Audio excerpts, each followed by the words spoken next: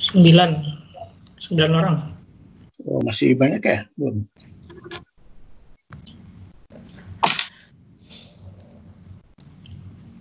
Pak sama Bapak. Oke, kita mulai aja ya. Oke. Ya. Oke, assalamualaikum warahmatullahi wabarakatuh. Waalaikumsalam warahmatullahi wabarakatuh. Waalaikumsalam warahmatullahi wabarakatuh. Waalaikumsalam. Alhamdulillah pada sore ini kita bisa temu muka walaupun jauh ya. Temu muka melalui webinar walaupun mungkin dengar suaranya, tapi kalau Bapak mungkin kelihatan ya. Nah, untuk kegiatan kita hari ini, sebagaimana sebelum sudah Bapak sampaikan waktu uji coba kemarin, nah kita ada kegiatan 4 kali pertemuan dalam rangka menyiapkan karya ilmiah. Nah, berdasarkan pengalaman sebelumnya, memang dengan 4 kali pertemuan waktunya sangat mepet ya, karena pertemuan pertama, kedua, ketiga, keempat harus selesai. Namun ini merupakan tantangan bagi kita dan bagi mahasiswa juga untuk menyiapkan karyanya sehingga bisa diupload sesuai dengan jadwal waktu yang ada. Nah, untuk itu apa-apa yang telah disampaikan kemarin mungkin secara sepintas bagaimana tata cara penulisan. Mungkin hari ini Bapak coba ya presentasikan, jelaskan. Semoga nanti bisa dipahami dan setelah itu kita bisa melakukan tanya jawab ya. Oke. Ya, tampil Pak, suaranya tampil PowerPoint-nya. Tampil ya. Tampil ya. Nah, baik kita mulai ya. Nah, ini untuk pembuatan karya ilmiah. Tolong kalau yang lain di speakernya dimatikan dulu ya. Kalau enggak suaranya berisik. Nah, tolong speakernya dimatikan.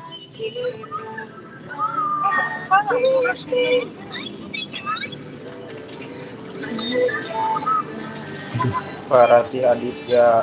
Iya. Mana ya? Aduh, gimana ini?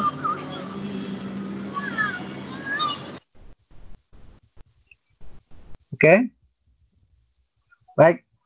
Nah, ini panduan untuk karya ilmiah khususnya untuk FE, itu Fakultas Ekonomi ya.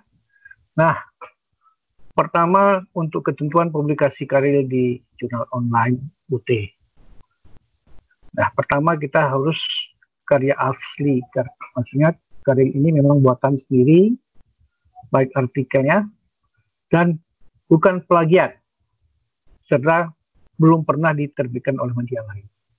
Jadi kalau kita mungkin sudah pernah menerbitkan karya ilmiah ataupun karangan ilmiah atau katakanlah penelitian ilmiah di media lain atau di tempat lain, kemudian kita ganti ini sebagai karya ilmiah, itu nggak boleh ya.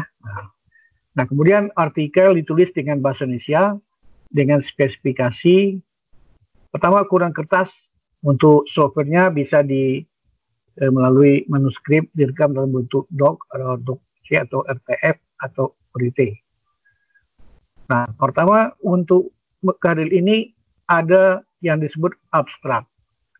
Jadi abstrak ini biasanya sebelum kita membuat pendahuluan ada abstrak yang diwajibkan. Ini maksimum 200 kata. Dan setelah abstrak itu ada kata kunci. Maksudnya kata kunci adalah kata-kata yang ada di dalam abstrak itu antara 3 atau 5 kata. Misalnya kita membuat pakai bab ya, bab 1, bab 2, bab 3, bab 4. Nah, untuk karya tidak ada per bab. Jadi cukup abstrak, pendahuluan ya, metode penelitian, kemudian isi atau pembahasan, kemudian penutup dalam bentuk kesimpulan dan saran, dan terakhir adalah daftar pustaka. Nah, untuk tabel harus dibuat langsung dalam word processor atau tabel standar, bukan konversi dari program X. Banyak teori, kita berdasarkan yang kita inginkan adalah nanti pembahasan yang paling utama. Nah, metode ini bagian menggambarkan langkah penelitian yang kita lakukan dengan alasannya. Bagaimana cara kita melakukan analisis dan statistik yang digunakan juga dikemukakan secara jelas, sehingga orang lain juga dapat mengulang langkah yang telah dilakukan. Jadi ini metode penelitian kita lakukan bagaimana, ya? Bisa secara kualitatif, bisa secara kuantitatif, ya. Nah, itu tergantung dengan topik yang akan kita tulis. Nah, kemudian hasil dan pembahasan. Nah, ini yang untuk artikel penelitian. Ini menyajikan semua data yang diperoleh.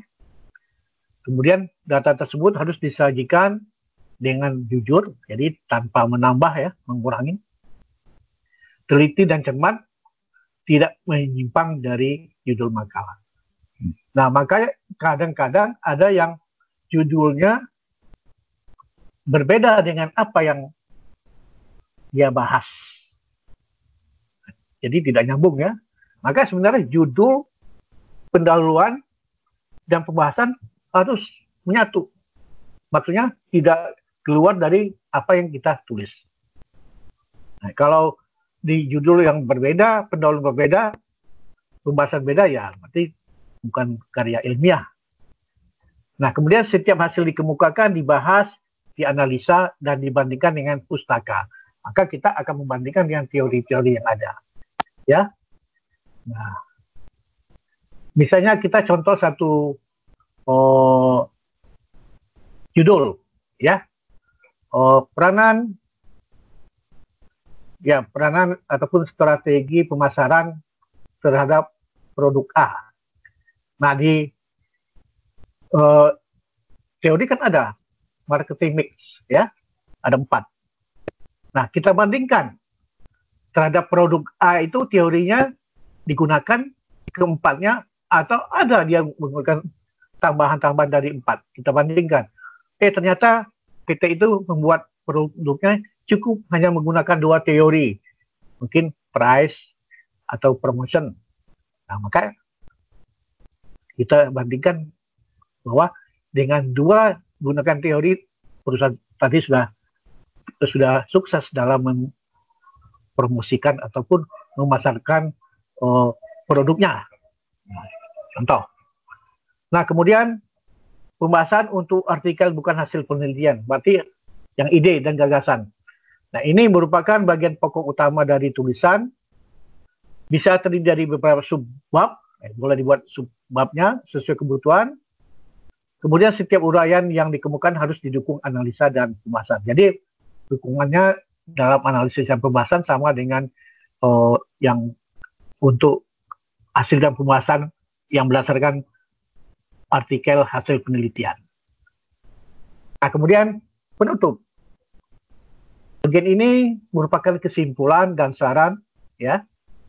Kesimpulan harus ditarik dari temuan yang konkret yang ada dalam uraian dan pembahasan. Nah, jangan kita menyimpulkan tapi tidak ada yang kita bahas. Nah, kadang-kadang karena kita tadi seperti marketing mix, yang disimpulkan yang lain tapi bukan yang dibahas. Jadi apa yang kita bahas, jadi yang dibahas di sebelumnya itulah yang kita simpulkan. Maka di sini jangan mengambil kesimpulan yang tidak pernah dibahas dalam bab sebelumnya. Ya, gak nyambung ya deh.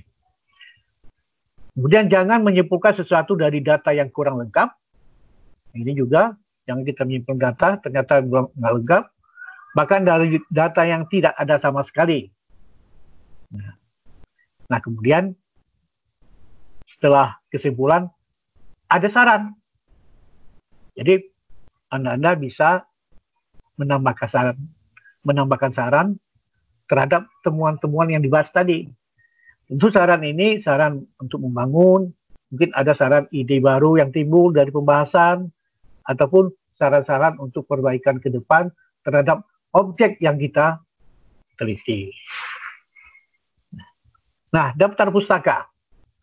Nah, daftar pustaka ini bagian dituliskan ada sumber pustaka yang benar-benar dirujuk dalam artikel. Tadi sudah Bapak sampaikan, kalau ada sumber pustaka yang digunakan, bisa dicantumkan. Ya. Tapi kalau seandainya untuk memenuhi daftar pustaka, kita salin beberapa sumber buku-buku, padahal tidak ada digunakan. Nah, itu jangan. Jadi tidak perlu. Nah, untuk penulisannya juga harus akurat sesuai dengan aturan jurnal yang disarankan. Nah, biasanya kita mengutamakan rujukan dari pustaka primer, yaitu artikel, jurnal ilmiah diterkait secara berkala atau merupakan hasil penelitian. Nah, kemudian juga sebagai tambahan merujuk kepada buku. Jadi ada jurnal-jurnal, artikel yang resmi ya. Nah, kemudian juga buku teks. Nah, tentu artikel ini artikel yang terkini yang terbit pada 5 tahun terakhir. Jangan yang sudah lama gitu ya. Sudah out of date. Nah, catatan khusus untuk plagiat. Nah, plagiat ini pelanggaran serius di dunia akademik. Dia baik disengaja maupun tidak sengaja, maka perlu dihindari.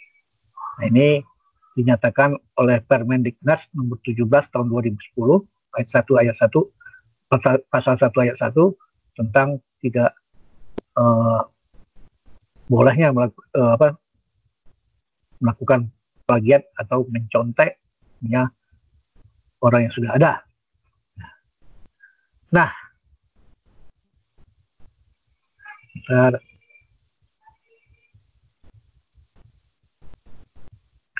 itu untuk plagiat kita sudah jelas tidak boleh ya.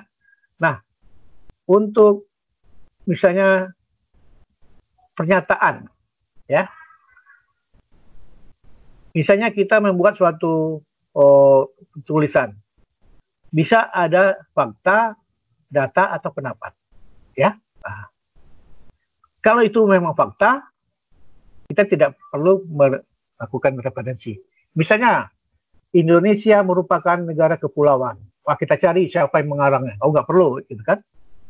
Nah, Indonesia terdiri dari beberapa kepulauan dan suku bangsa. Itu jelas kan? Jadi tidak ada referensinya. Nah, kemudian ada juga yang kutipan langsung yang menyebut secara tepat kalimat pengarangnya.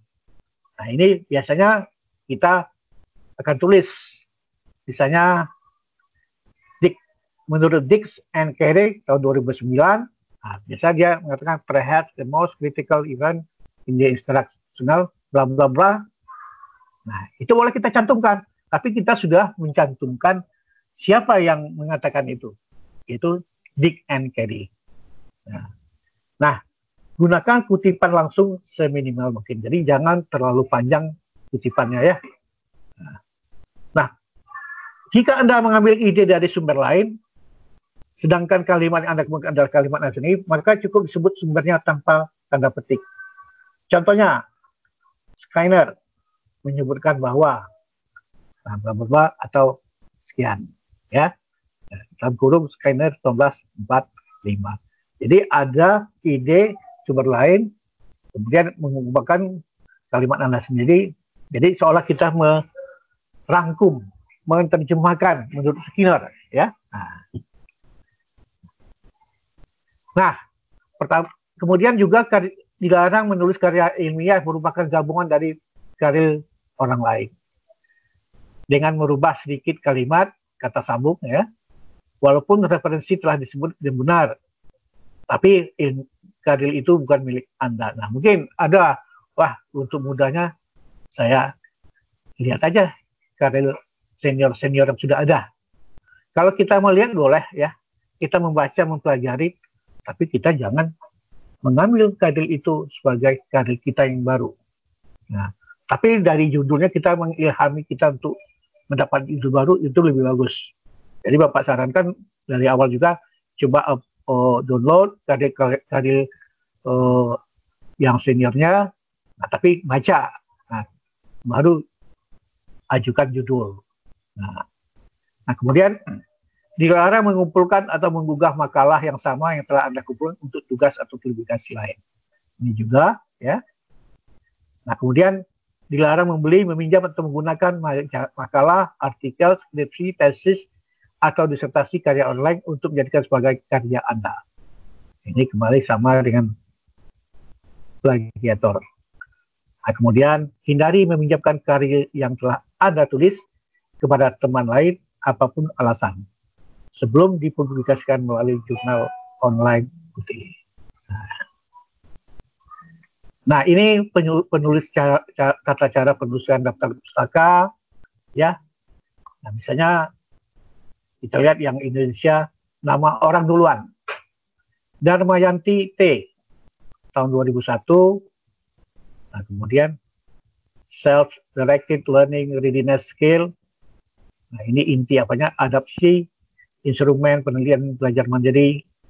Nah, yang penerbitnya adalah Jurnal Pendidikan Terbuka dan Jarak Jauh, UT.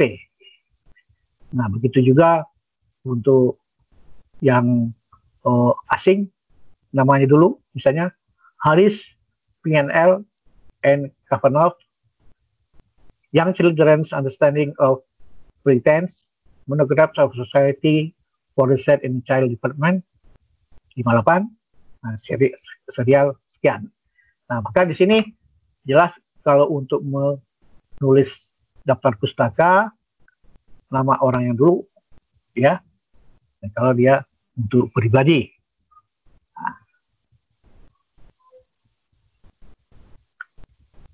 Nah, untuk pemilihan tema dan contoh karya, tema ditentukan oleh mahasiswa sendiri. Jadi Anda semua yang merasa